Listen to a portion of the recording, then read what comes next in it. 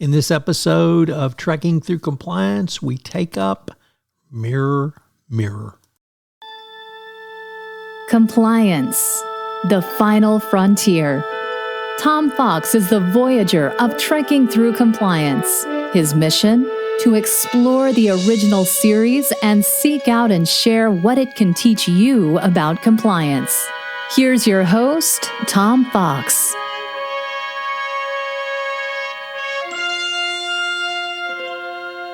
Consider the episode Mirror, Mirror, which was aired on October 6, 1967, and occurred stardate unknown. Story synopsis. After Kirk fails to convince the Halcyon Council to allow the Federation to mine dilithium crystals on their planet, the landing party consisting of Kirk, McCoy, Scotty, and Uhura returns to the Enterprise.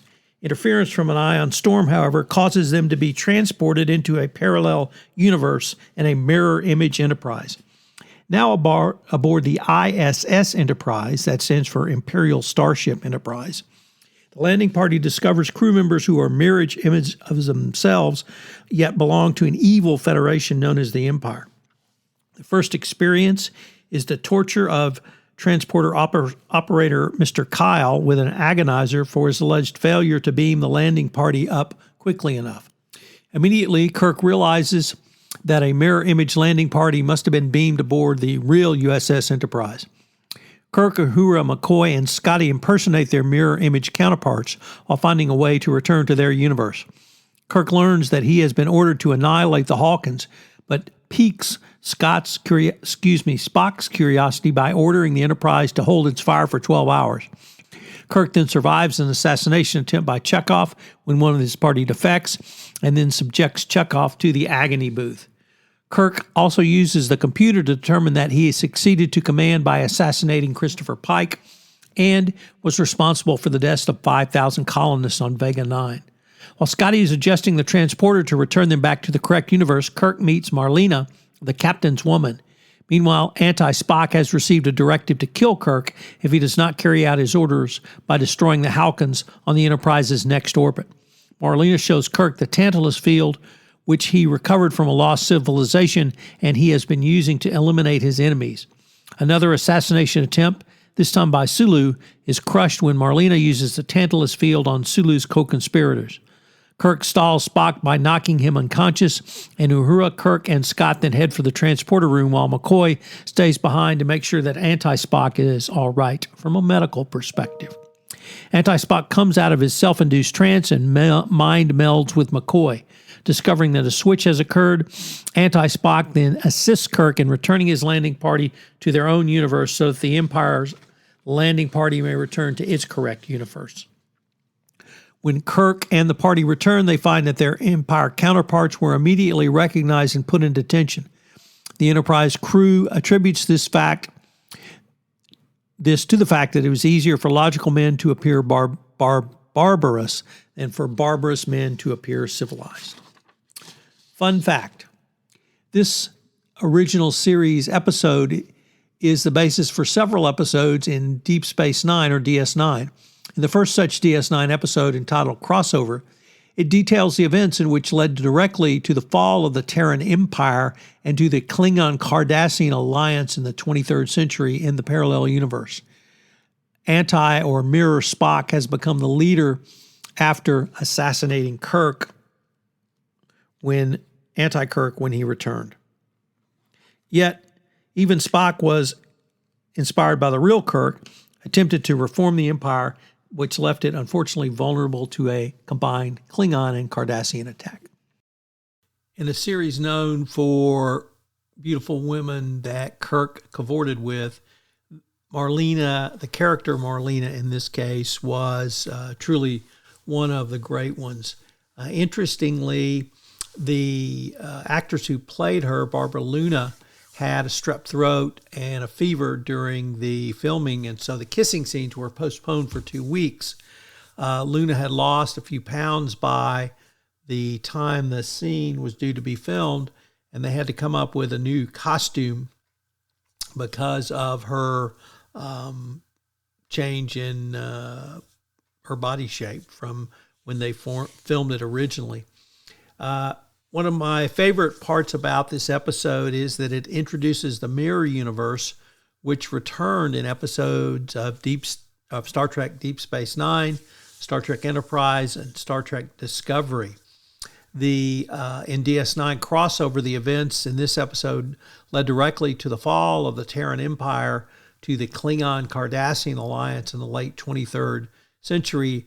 Mirror Spock becomes the leader, or Alt Spock, and inspired by Kirk, he attempted to reform the Empire, leaving it vulnerable to the Klingon-Cardassian attack. So lots of delicious science fiction here.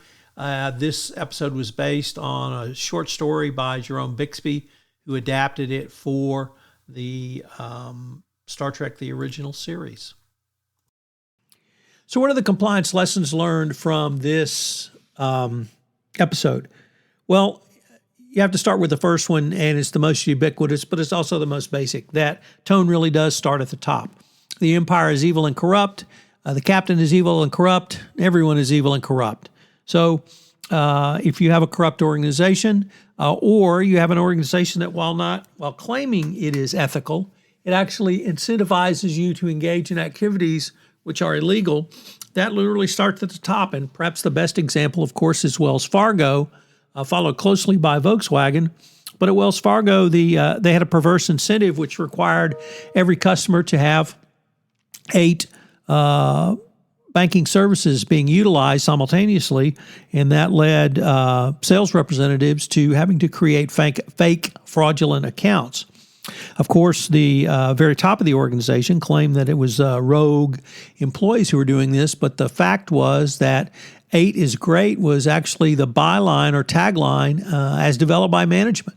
And they were getting ready to move to let's do it again at 10, to require salesmen to have 10, or rather customers to have 10 banking services per person. So when you have that kind of incentive literally coming from the top down, of course employees are going to follow that lead. And the Imperial Starship Enterprise is a prime example of that. Second of all, one of the things that came out most closely in the 2017 FCPA corporate enforcement policy was around the opportunities of compliance professionals within an organization. And really this, I think, episode illustrates how compliance professionals need to be able to do a wide variety of compliance tools, tactics, and jobs, just as the Enterprise landing party of Scotty, Uhura, McCoy, and Kirk had to do a variety of jobs to be able to get back to their Enterprise, the USS Enterprise, in our universe, as I should say. So do you rotate your compliance personnel to different functions? Code of conduct, third parties, risk management, investigations, etc. Because if you leave them in one area for too long, they may become stale, but they certainly won't have the full breadth of skills. And then finally, high risk does not mean you cannot do business. It simply means that you need to engage in high risk management. So what is your high risk management plan for doing business in high risk areas? Join us tomorrow where we take up the episode, The Apple. If you enjoyed this episode of Trekking Through Compliance, you can help it grow by sharing it with the biggest Trek fan you know.